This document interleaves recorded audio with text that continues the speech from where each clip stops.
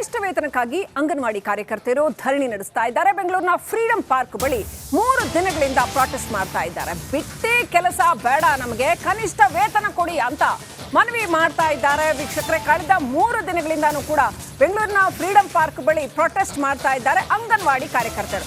ಪ್ರತಿ ವರ್ಷ ಪ್ರೊಟೆಸ್ಟ್ ಮಾಡ್ತಾರೆ. ಒಂದು ಮಿನಿಮಮ್ ವೇಜ್ ಇವರಿಗೆ ಫಿಕ್ಸ್ ಮಾಡಬೇಕಲ್ವಾ? 11,000ದಿಂದ 25,000ಕ್ಕೆ ವೇತನ ಹೆಚ್ಚಳ ಮಾಡಿ ಅಂತ ಇವರು ಪಟ್ಟು ಹಿಡಿದಿದ್ದಾರೆ. ಇನ್ನು ಸಹಾಯಕರ ಸಂಬಳ ಏನಿರುತ್ತೆ 6,000ದಿಂದ 12,000ಕ್ಕೆ ಏರಿಸಿ ಅದನ್ನ ಅಂತ ಇವರು ಈ ತಾಯಂದ್ರು ಬೇಡಿಕೆ ಸಲ್ಲಿಸ್ತಾ ಇದ್ದಾರೆ. ಬೇಡಿಕೆ ಈಡೇರುವವರೆಗೂ ಕೂಡ ಹೋರಾಟ ಮಾಡ್ತೀವಿ ಅಂತ ಎಚ್ಚರಿಕೆಯನ್ನು ಕೊಡ್ತಾ ಇದ್ದಾರೆ. ಈ ತಾಯಂದಿರ ಕಷ್ಟ ಕೇಳಬೇಕಾಗಿರುವಂತಹ ಸರ್ಕಾರ ಮೌನ ವಹಿಸಿದೆ. ಯಾರು ಕೂಡ ಬಂದು ಇವರ ಕಷ್ಟವನ್ನ ಕೇಳಿಲ್ಲ. ಸರ್ಕಾರ ನಮ್ಮನ್ನ ಕಡೆಗಣಿಸ್ತಾ ಇದೆ ಅಂತ ಅಂಗನವಾಡಿ ಕಾರ್ಯಕರ್ತರು ಆಕ್ರೋಶ ಹೊರಹಾಕ್ತಾ ಇದ್ದಾರೆ. ದೃಶ್ಯಗಳಲ್ಲಿ ನೋಡ್ತಾ ಇದ್ದೀವಿ. ಕರ್ನಾಟಕದ ಬೇರೆ ಬೇರೆ ಬೇರೆ ಬೇರೆ ಭಾಗಗಳಿಂದ ಮೂಲೆಯಿಂದ ಸಾವಿರಾರು ಅಂಗನವಾಡಿ ಕಾರ್ಯಕರ್ತರು ಬಂದು ಅಲ್ಲಿ ಕಳೆದ 3 ದಿನಗಳಿಂದ ಧರಣಿ ಮಾಡ್ತಾ ಇದ್ದಾರೆ. ಒಂದು ಸ್ವಲ್ಪ ನಮಗೆ ಸಂಬಳ ಜಾಸ್ತಿ ಮಾಡಿ ಅಂತ. ಕಿವುಡ ಸರ್ಕಾರ ಅದಕ್ಕೆ ಸ್ಪಂದಿಸಿಲ್ಲ ಅನ್ನೋದು ಇವರ ಆಕ್ರೋಶ.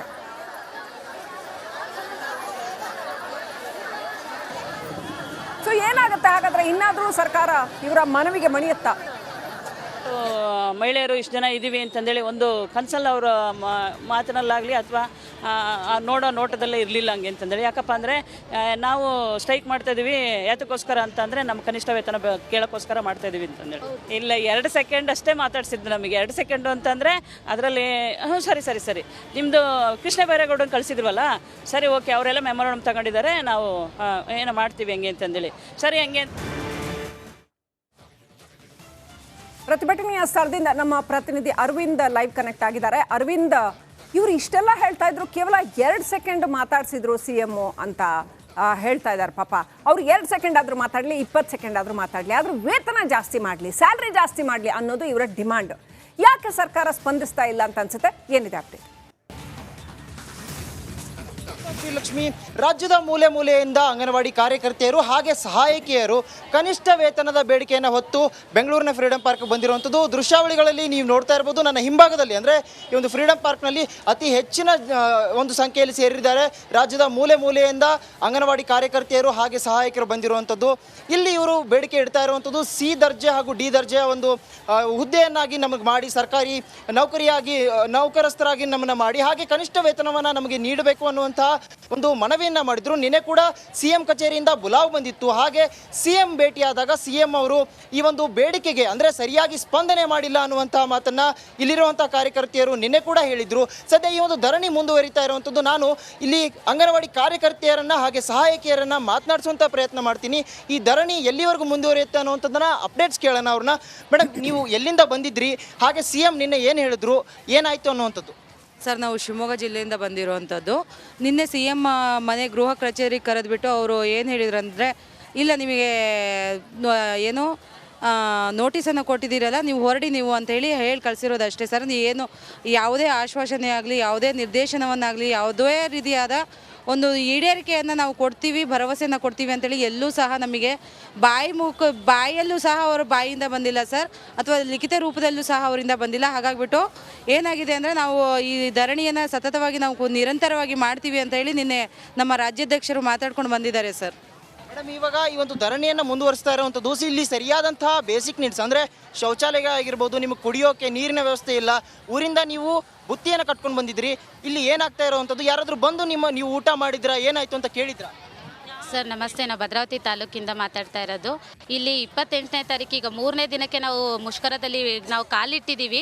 ಇವಾಗ ನಾವು ಎಲ್ಲ ನಮ್ಮ ಇಲಾಖೆ ಕೆಲಸದ ಬಿಟ್ಟು ಚುನಾವಣೆ ಕೆಲಸ ಕೂಡ ಮಾಡಿ ನಾವು ಮನೆಗೆ ಹೋಗಿ ವೋಟ್ ಮಾಡಿ ಅಂತ ಕೇಳಿ ನಮ್ಮ ಮುಖ್ಯಮಂತ್ರಿಗಳನ್ನು ಆಯ್ಕೆ ಮಾಡಿ ಇವತ್ತು ಕೂರಿಸಿದ್ದೀವಿ. ಹೆಣ್ಮಕ್ಳ ಪರವಾಗಿರೋ ಅಂಥ 5 ಗ್ಯಾರಂಟಿಗಳನ್ನು ಹೆಣ್ಮಕ್ಳಿಗೆ ಅಂತ ಮಾಡಿದ್ದಾರೆ. ಶಕ್ತಿ ಯೋಜನೆ ಕೊಟ್ಟಿದ್ದಾರೆ, ಫ್ರೀ ಬಸ್ ಕೊಟ್ಟಿದ್ದಾರೆ, ಕರೆಂಟ್ ಬಿಲ್ಲು, ಅನ್ನಭಾಗ್ಯ, ಅವೆಲ್ಲದೂ ನಾವು ಇದಕ್ಕೆ ಮುಂಚೆನೂ ನಾವು ಮಾಡಿಕೊಂಡು ಕಷ್ಟಪಟ್ಟು ದುಡಿಮೆ ಮಾಡ್ಕೊಂಡು ಅಂಗನವಾಡಿ ಕೆಲಸದಿಂದ ಗಂಜಿ ಕುಡಿತಾ ಇದ್ವಿ, ಅದನ್ನೇ ನಂಬ್ಕೊಂಡೇನು ನಾವೇನು ಇರಲಿಲ್ಲ. ಇವಾಗ ನಾವು ಕೇಳ್ತಾ ಇರೋದು ಏನಂತ ಹೇಳಿದ್ರೆ, ಈಗ ವಿಧವೆಯರು, ಅಂಗವಿಕಲರು ಎಲ್ಲರೂ ಅಂಗನವಾಡಿ ಕಾರ್ಯಕರ್ತೆಯರು ಕೆಲಸ ಮಾಡ್ತಾ ಇರೋದ್ರಿಂದ ನಮಗೆ 11,000 ಸಂಬಳ ನಮ್ಗೆ ಯಾವುದಕ್ಕೂ ಸಾಕಾಗಲ್ಲ. ನಾವು ಬಾಡಿಗೆ ಕಟ್ಕೊಂಡು, ಇವಾಗ ನಮಗೆ ಬಾಡಿಗೆ ಮನೆ ಇರೋದ್ರಿಂದ ಓನರ್ಗಳಿಗೆ ಅದು ಸೇರುತ್ತೆ ಹೊರತು ನಮಗೆ ಯಾವುದು ಫೆಸಿಲಿಟಿಗಳು ಸೇರ್ತಾ ಇಲ್ಲ. ಇಲ್ಲಿ 3 ದಿನ ಕಾಲಿಟ್ರು ಎಲ್ಲರೂ ಬಸ್ ಚಾರ್ಜ್ಗಳನ್ನ ಇಟ್ಕೊಂಡು ಬಂದಿದೆ ಹೊರತು ತಿನ್ನಕ್ಕೂ ಕಷ್ಟಪಟ್ಕೊಂಡು ಹಣ್ಣು ಹಂಪಲುಗಳನ್ನ ತಿಂದ್ಕೊಂಡು ನಾವು ಇಲ್ಲಿ ಇದ್ದೀವಿ. 1 ವರ್ಷದ ಮಕ್ಕಳನ್ನೆಲ್ಲ ಮನೇಲಿ ಬಿಟ್ಟು ಬಂದಿದ್ದೀವಿ, ಅವ್ರನ್ನ ಬೇರೆಯವ್ರ ಪಕ್ಕದ ಮನೆ ಆಶ್ರಯಲ್ಲಿ ಬಿಟ್ಟು ಬಂದಿದ್ದೀವಿ. ಈ ಥರ ನಮ್ಮ ಒಂದು ಸಂಸಾರವನ್ನು ನೀಗಿಸ್ಕೊಳ್ಳೋಕ್ಕೆ ಒಂದು ಕನಿಷ್ಠ ವೇತನನ ನಾವು ಕೇಳ್ತಾ ಇದ್ದೀವಿ. ಯಾವುದೇ ಒಂದು ಮುಖ್ಯಮಂತ್ರಿಗಳಾಗಲಿ, ಸಚಿವರಿಗಾಗಲಿ, MLAಗಳಿಗೆ ಕೊಡೋಂಥ ಅರ್ಧ ಸಂಬಳನ ನಮಗೆ ಕೊಡಿ, ಇಲ್ಲ ಅವ್ರಿಗೆ ಕೊಡೋಂಥ ಎಲ್ಲ ಸೌಕರ್ಯಗಳನ್ನು ನಮ್ಮ ಅಂಗನವಾಡಿ ಕಾರ್ಯಕರ್ತೆ ಸಹಾಯಕರಿಗೆ ಕೊಡಿ ಅಂತ ನಾವು ಕೇಳಿಲ್ಲ. ಪ್ರತಿ ವರ್ಷ ನಾವು ಒಂದೊಂದು ವರ್ಷದಲ್ಲೂ ನಾವು ಈ ಫ್ರೀಡಮ್ ಪಾರ್ಕಲ್ಲಿ ಬಂದು ಭಿಕ್ಷೆ ಬೇಡ್ತಾ ಇದ್ದೀವಿ ಸರ್. ನಮ್ಮ ಕಣ್ಣೀರು ಯಾರಿಗೂ ಅರ್ಥ ಆಗ್ತಾ ಇಲ್ಲ. ನಾವು ಅವತ್ತಿಂದ ಇವತ್ತಿನವರೆಗೂ ನಮ್ಮ ಜೀವನ ನಡ್ಸ್ಕೊಳ್ಳೋಕ್ಕೋಸ್ಕರ ಕನಿಷ್ಠ ವೇತನ ಕೊಡ್ರಿ, ನಮಗೆ ಸಿ ದರ್ಜೆ ನೌಕರರಾಗಿ ಪರಿಗಣಿಸ್ರಿ, ಸಹಾಯಕಿಯರನ್ನ D ದರ್ಜೆ ನೌಕರರಾಗಿ ಪರಿಗಣಿಸಿ ಅಂತ ಹೇಳ್ತಿದ್ದೀವಿ. ನಮ್ಮನ್ನ ನೀವು ಕಣ್ಣೆತ್ತಿ ಕೂಡ ನೋಡೋದಿಲ್ಲ, ನಮ್ಮ ಕಷ್ಟನ ನೀವು ಆಲಿಸೋದೇ ಇಲ್ಲ ಅಂದಮೇಲೆ ನಿಮ್ಮ ಸರ್ಕಾರದಲ್ಲಿ ನಮ್ಮನ್ನ ಯಾಕೆ ಕತ್ತೆ ಥರ ದುಡಿಸ್ಕೊಳ್ತೀರಾ ಸರ್? ನಿಮ್ಮ ಮನೆ ಹೆಣ್ಮಕ್ಳುಗಳು ಈ ಥರ ಬಂದು ಬೀದಿಗೆ ಬಿದ್ದಿದ್ರೆ ನೀವು ಸುಮ್ಮನೆ ಇರ್ತಿದ್ರಾ? ನಿಮಗೆ ಯಾಕೆ ಆ ಕಷ್ಟ, ನಮ್ಮ ಕಷ್ಟ, ಹೆಣ್ಮಕ್ಳ ಕಷ್ಟ ನಿಮಗೆ ಯಾಕೆ ಅರ್ಥ ಆಗ್ತಾ ಇಲ್ಲ? ನಮ್ಮ ಮಕ್ಕಳನ್ನ ವಿದ್ಯಾಭ್ಯಾಸ ಕೊಡಬೇಕಲ್ಲ ಸರ್? ನಾವು ತಂದೆ ಇಲ್ಲದೆ ಮಕ್ಕಳನ್ನ ನಾವು ಓದಿಸಿ ಒಂದು ಒಳ್ಳೆ ಪ್ರಜೆಗಳನ್ನಾಗಿ ನಾವು ಕೊಡಬೇಕಲ್ವ ಸರ್? ನಿಮ್ಮ ಮಕ್ಕಳನ್ನ ಕಾನ್ವೆಂಟಲ್ಲಿ ಓದಿಸ್ಕೊಳ್ತೀರಾ? ಅಟ್ಲೀಸ್ಟ್ ಗೌರ್ಮೆಂಟ್ ಶಾಲೆಯಲ್ಲಿ ಓದ್ಕೊಂಡ್ರು ಅವ್ರಿಗೆ ಏನು ಬೇಕು ಸವಲತ್ತುಗಳನ್ನ ಮಾಡೋಕ್ಕೆ ಕನಿಷ್ಠ ವೇತನ ನಮಗೆ ಬೇಕು ಸರ್. ಇದು ಅನಿರ್ದಿಷ್ಟ ಹೋರಾಟ. ನಮಗೆ ಮುಖ್ಯಮಂತ್ರಿಗಳಿಂದ, ನಮಗೆ ನಮ್ಮ ಸಚಿವರಿಂದ ಕನಿಷ್ಠ ವೇತನ ಆದೇಶ ಬರೋ ತನಕ ಕೂಡ ನಾವು ಇದೇ ಥರ ಚಳಿಯಲ್ಲಿ ಅನ್ನ ನೀರು ಬಿಟ್ಟು ಉಪವಾಸ ಸತ್ಯಾಗ್ರಹ ಮಾಡೋಕ್ಕೂ ನಾವು ರೆಡಿಯಾಗಿದ್ದೀವಿ ಸರ್. ಸರ್ಕಾರ ನಮಗೋಸ್ಕರ ಸ್ಪಂದಿಸಬೇಕು.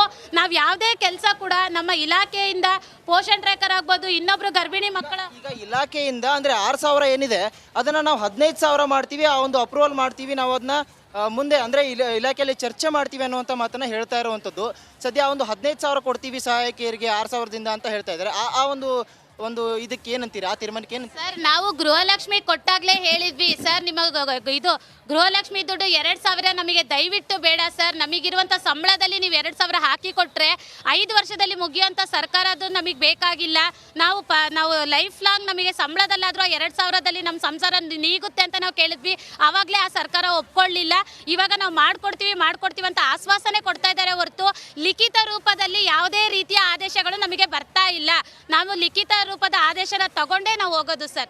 ಯಾವುದೇ ನಾವು ಭರವಸೆಗೆ ಅಂತೂ ಒಪ್ಕೊಂಡಂತೂ ನಾವು ಹೋಗೋದಿಲ್ಲ. ನಮ್ಮ ರಾಜ್ಯಾಧ್ಯಕ್ಷರು, ನಮ್ಮ ಸಂಘಟನೆಯ ತೀರ್ಮಾನನೇ ನಮ್ಮ ಅಂತಿಮ ತೀರ್ಮಾನ ಸರ್. ಬಂದಿದ್ದೀರೋ ನಾವು ಭದ್ರಾವತಿ ತಾಲೂಕು ಸರ್.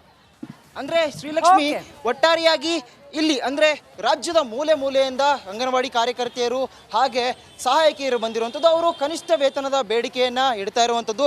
ಸರ್ಕಾರದಿಂದ ಯಾವುದೇ ರೀತಿಯಾದಂತಹ ರೆಸ್ಪಾನ್ಸ್ ಅಂದರೆ ಸರಿಯಾದಂತಹ ರೆಸ್ಪಾನ್ಸ್ ಬರ್ತಾ ಇಲ್ಲ ಅನ್ನುವಂಥದ್ದು. ನಿನ್ನೆ ಕೂಡ CM ಅವ್ರನ್ನ ಭೇಟಿಯಾಗಿದ್ರು, ಅಲ್ಲಿ ಬೇಸರವನ್ನು ವ್ಯಕ್ತಪಡಿಸಿರುವಂಥದ್ದು. ಅಂದರೆ ಸರಿಯಾದಾಗಿ CM ಅವರು ಮಾತನಾಡಲಿಲ್ಲ, ನಮ್ಮ ಜೊತೆಗೆ ಬೇಡಿಕೆ ಈಡೇರಿಸ್ತೀವಿ ಅನ್ನುವಂಥ ಮಾತನ್ನು ಹೇಳಿಲ್ಲ ಅನ್ನುವಂಥದ್ದು ದೃಶ್ಯಾವಳಿಗಳಲ್ಲಿ ನೀವು ನೋಡ್ತಾ ಇರಬಹುದು.